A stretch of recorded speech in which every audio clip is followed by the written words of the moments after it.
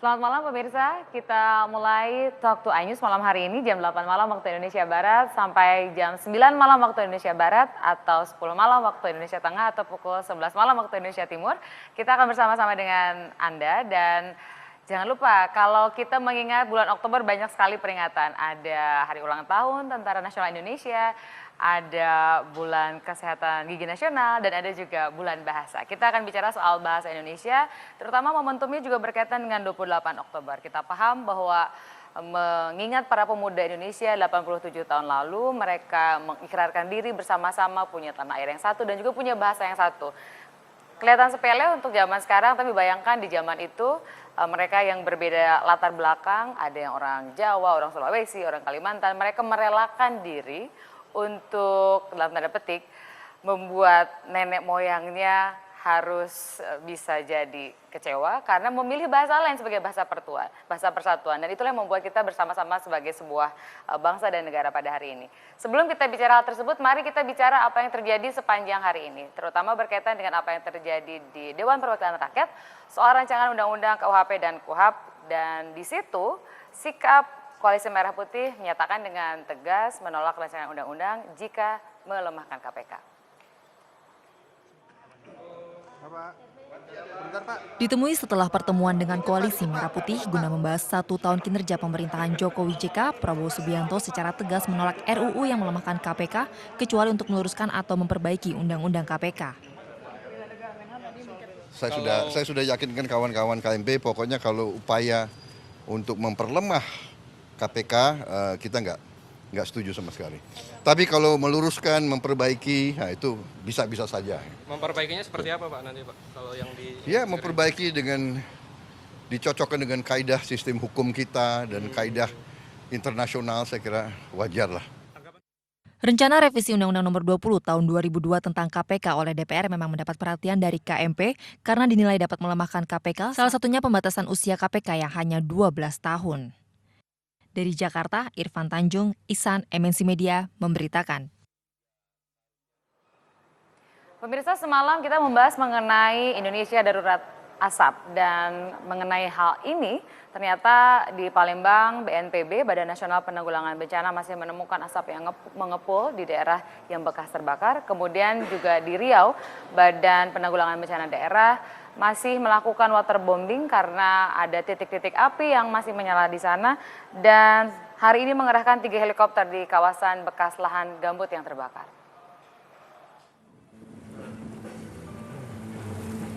Beginilah suasana di sekitar kawasan Danau Toba, Sumatera Utara. Akibat kabut asap yang sudah sejak sebulan terakhir menutup pesona dan keindahan danau terbesar di Sumatera ini. Tidak hanya berbahaya bagi kesehatan saja, kabut asap juga mengganggu transportasi air. Di kawasan Danau Toba, banyak kapal motor penumpang dan kapal feri yang melayani penyeberangan antar pulau di Danau Toba seperti Pulau Samosir.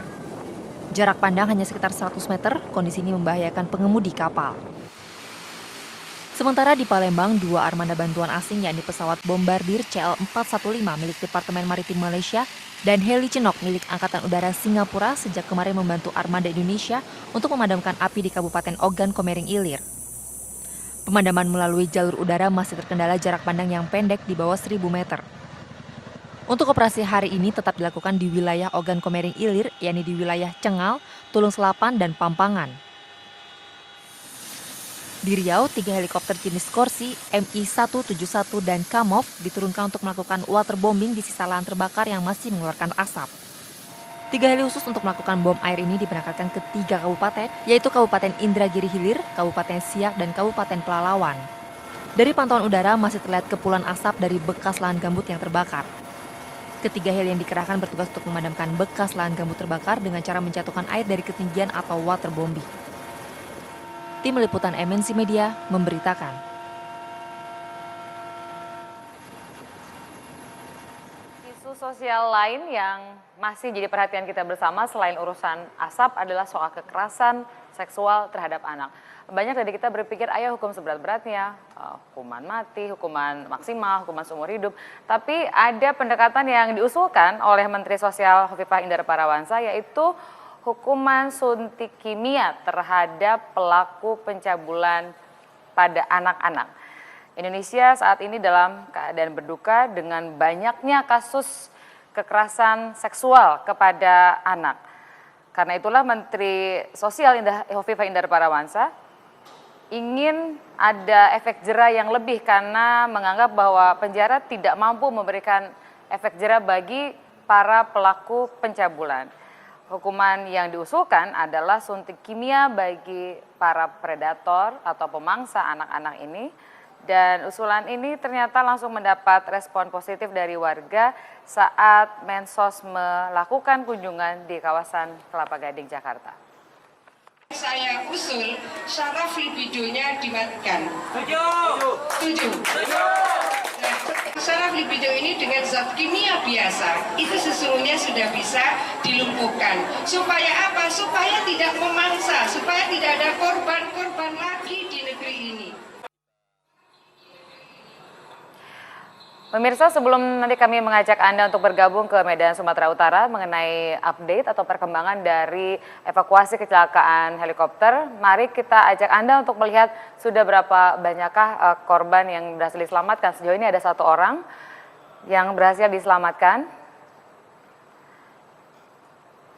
Dan ini adalah salah satu kondisi penumpang helikopter milik PT Penerbangan Angkasa Semesta saat dibawa ke dermaga Onan Runggu, Kabupaten Samosir, Sumatera Utara siang tadi. Saat ditemukan oleh petugas tim SAR gabungan. Korban selamat dalam kondisi terombang-ambing mengapung di perairan Danau Toba tanpa menggunakan pelampung. Ia ditemukan tanpa menggunakan busana. Kemudian yang bersama dengan dirinya adalah ada sebuah jam tangan berwarna hitam di tangan kanannya. Informasi sementara korban diduga bernama Frank, salah satu dari 5 penumpang helikopter tersebut. Korban segera dibawa ke Puskesmas Onan Rungu untuk mendapatkan perawatan, selanjutnya dibawa ke Rumah Sakit Pangururan, Kabupaten Samosir.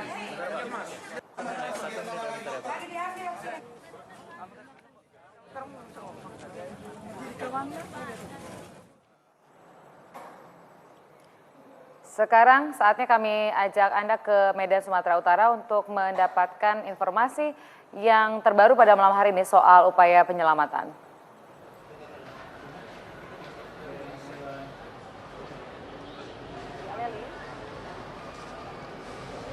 Ya, baik, terima kasih Tina Talisa dan pemirsa.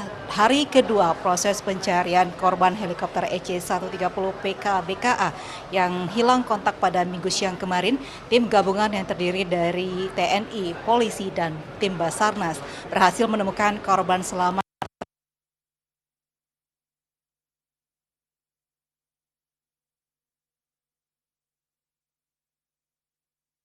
5 mil dari dermaga Onan Rungu, Kabupaten Samosir, Sumatera Utara.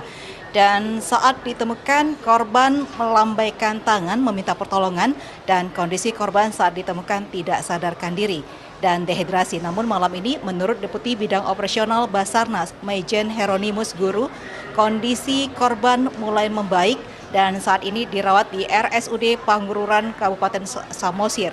Dan rencananya korban selamat akan dibawa ke Medan untuk menjalani perawatan di Rumah Sakit Bayangkara Medan yang rencananya jika memungkinkan untuk dijemput esok hari oleh tim Basarnas dengan menggunakan helikopter.